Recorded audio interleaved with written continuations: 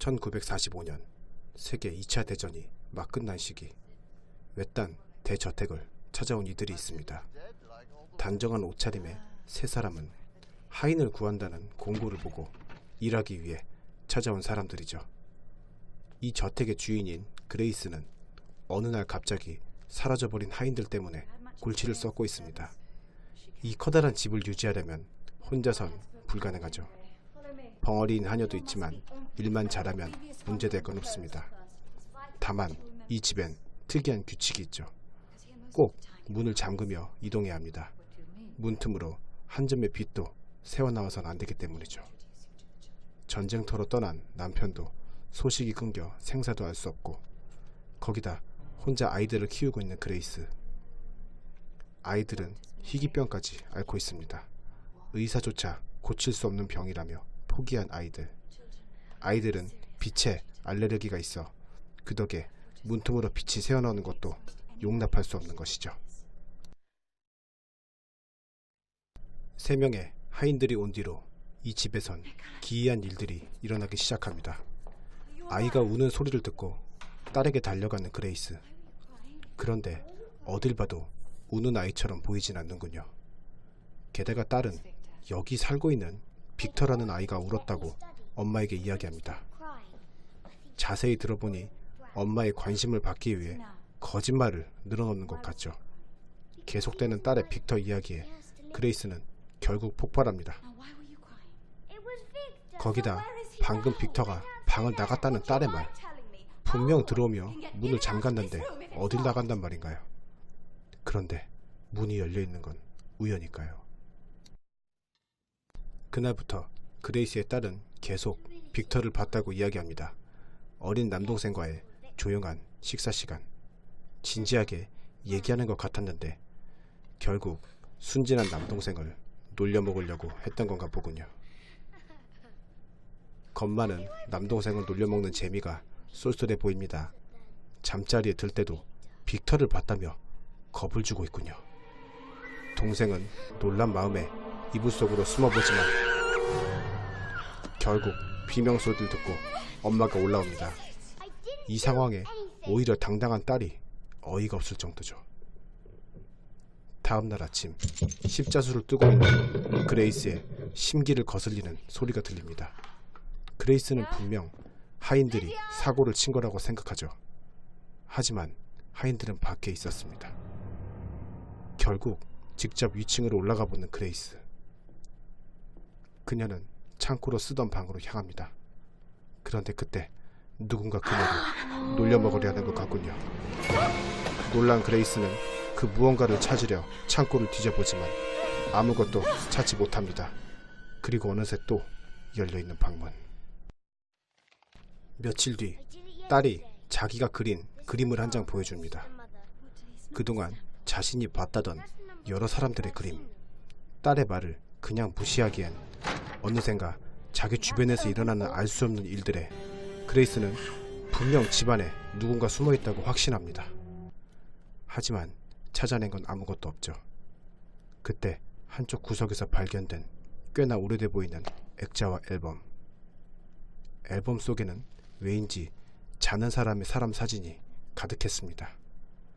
왜 사람들이 자는 모습을 찍은 건지 궁금한 그레이스는 나이 많은 하인에게 물어보죠. 그리고 하인의 입에서 나온 섬뜩한 사실. 사람들은 자는 것이 아니라 죽은 것이었습니다.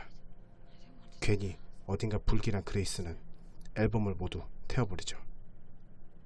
죽은 사람들의 사진을 본 그날 밤 그레이스는 쉽사리 잠에 들지 못합니다. 그때 피아노 방에서 울리는 피아노 소리.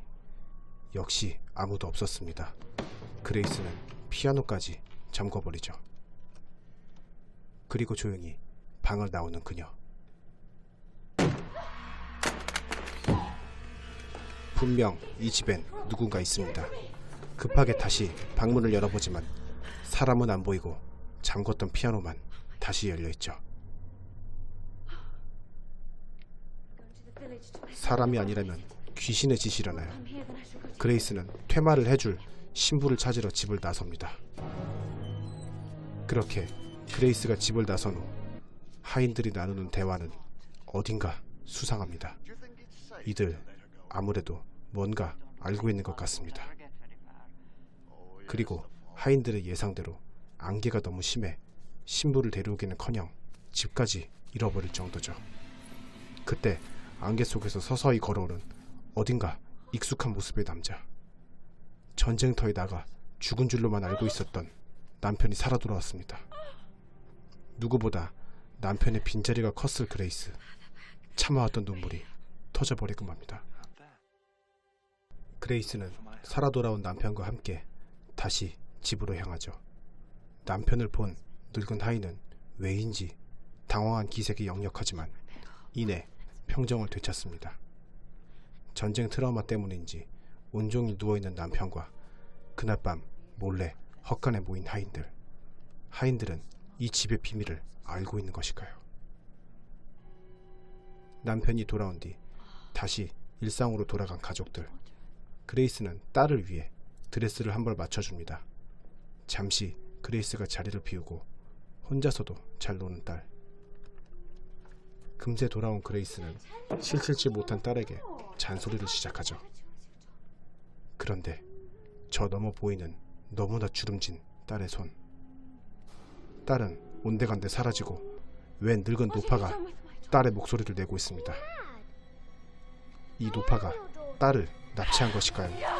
그레이스는 무작정 노파를 공격하죠. 그러나 정신을 차리고 보니 노파는 다시 딸로 돌아와 있었습니다.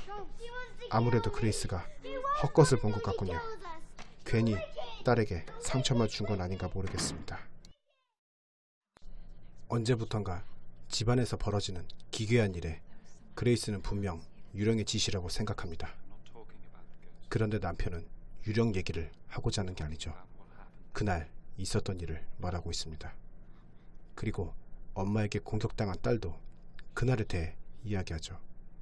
이 가족이 말하는 그날엔 어떤 일이 있었던 걸까요? 거기다 남편의 입에서 나온 충격 발언. 전쟁이 끝나 겨우 다시 가족이 만났는데 다시 전쟁터로 떠난다는 이해할 수 없는 말을 합니다. 그 말에 그레이스는 남편이 자신을 버린다고 생각하죠. 그리고 왜인지 깜빡 잠이 든 그레이스.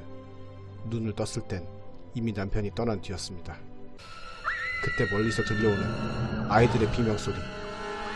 빛에 알레르기가 있는 아이들 때문에 항상 커튼을 쳐놓고 살았는데 갑자기 모든 커튼이 사라져버렸습니다. 도대체 누구의 소행일까요? 아이들의 생명까지 위협받자 그레이스는 이성을 잃고 맙니다.